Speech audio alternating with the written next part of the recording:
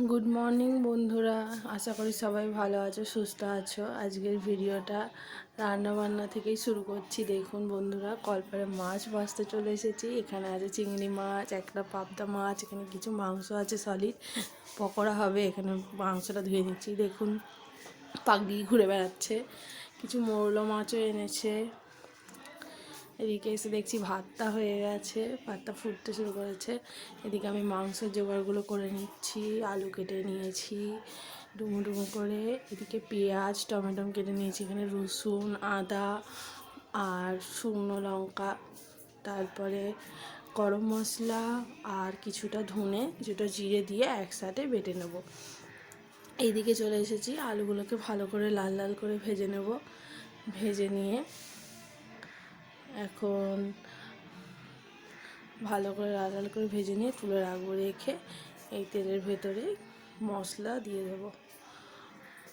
এই দেখুন মশলাটাকে বেটে নিয়ে আমি চলে এসেছি, আলুগুলোকে তুলে নিয়েছি। এবার পেঁয়াজ দিয়ে দেবো গরম তেলে, শুকনো লঙ্কা, তেজপাতা, কিছুটা জিরে দিয়ে আর পেঁয়াজটা দিয়ে দিলাম।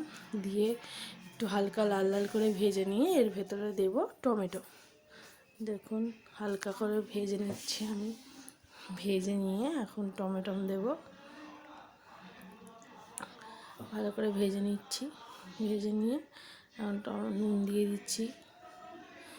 এবার নাড়াচাড়া করে নিয়ে এবার টমেটোটা দিয়ে দিলাম। টমেটোটা দিয়ে এবার মশলা দিয়ে দেবো কিছুটা। দেখুন এবার মশলা দিয়ে দেবো।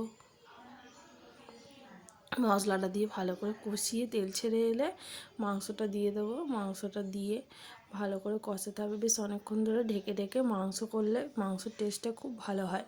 আমি এখানে হালকা আছে অনেকক্ষণ ধরে ঢেকে ঢেকে মাংসটাকে কষে নেব, যতক্ষণ না তেল ছাড়ছে আর মাংসগুলো ভালো সফট হচ্ছে।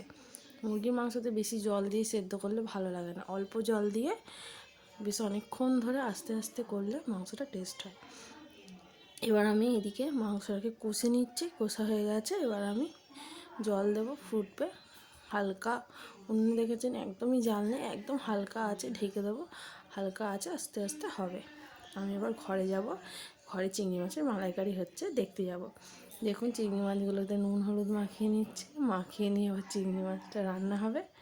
দেখুন বন্ধুরা, আপনারা চিংড়ি মাছের ভিডিওটা দেখতে থাকুন। এদিকে আমরা চাটনিও হয়ে গেছে আর চিংড়ি মাছের মালাইকারি হবে। চিংড়ি মাছগুলোকে লাল লাল করে ভেজে নিচ্ছে। ভেজে নিয়ে এখানে মশলা করে নিয়েছে। এবার চিংড়ি মাছটা রান্না করবে।